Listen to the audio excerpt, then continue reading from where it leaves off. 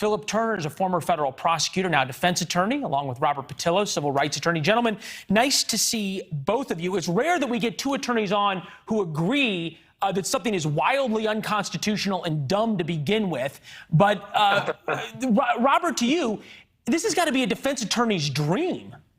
Well, I think the constitutional law professors will hop on this before it even gets to the defense attorneys. Any evidence that you take without a warrant is never going to hold up in court. So regardless of what you say, it'll never even meet that bar procedurally. So the idea that you're going to force these businesses to install thousands of dollars worth of camera equipment, you're going to force them to turn it over to the state without a warrant. Think about the privacy issues, the takings clause issues. I think it's ridiculous across the board that anybody who lives in a neighborhood where everybody has a Ring doorbell camera or something along those lines knows these cameras don't actually stop anybody from committing crimes. They will steal your packages and wave at the camera and walk off. Yeah. So let's work on some actual solutions, not just demagoguery that will make it look like you're doing something. Yeah, except when you rig one of the packages to like throw confetti or something, it does wonders on YouTube. But I digress just a little bit.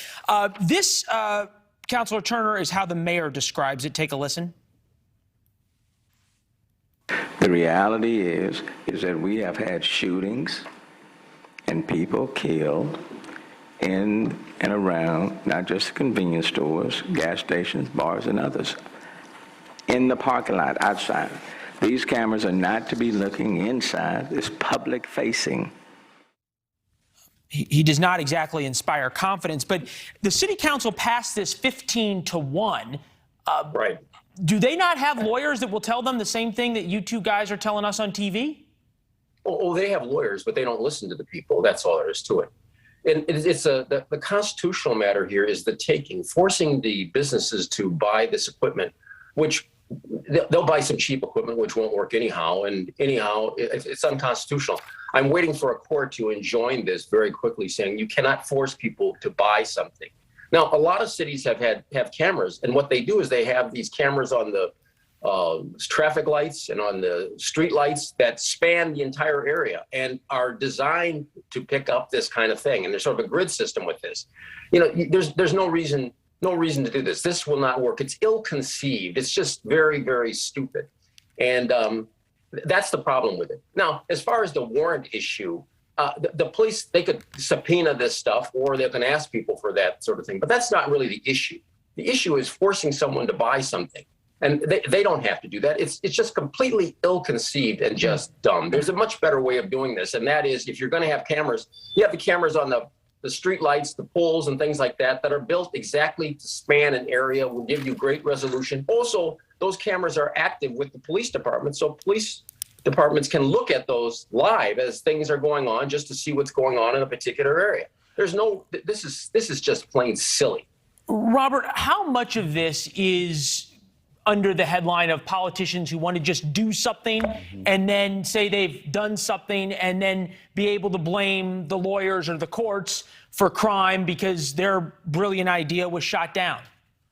Well, this is absolutely just a case of trying to make it look like you're talking loud and saying nothing is basically what they're doing. Instead of concentrating on things like community policing, programs to alleviate poverty, after-school programs, efforts that you can put into reforming reentry programs, those sorts of things. The things that actually work to reduce crime. You do something like this, it makes it look like you did something, and then when crime remains high because you didn't actually do anything that would work, you tell the voters, well, we just need more votes. We just need more money, and then we'll fix it next time. So I think most people are tired of political grandstanding.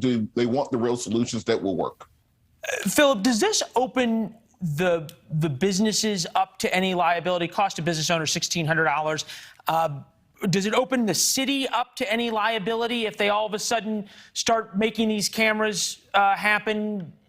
I'm almost thinking all of a sudden this video ends up in divorce court or ends up in civil litigation over car accidents and the law of unintended consequences continues out.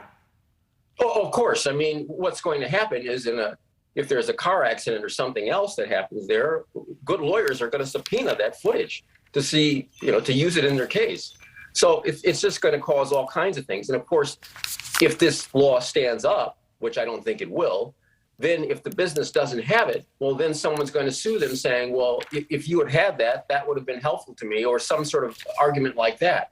So it's as I said, it's just plain silly. If you want to address crime, the root problem of it, as I've said many times, you've got to have indoctrination at the age of 2 that certain things are wrong.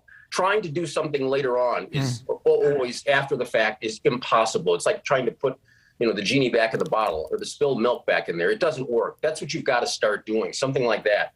And this is ill-conceived and unconstitutional.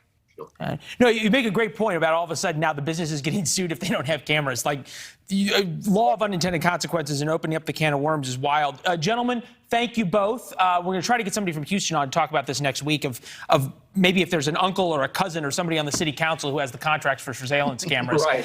Exactly. That's what's happening here. That's what's happening. Somebody's got a deal here.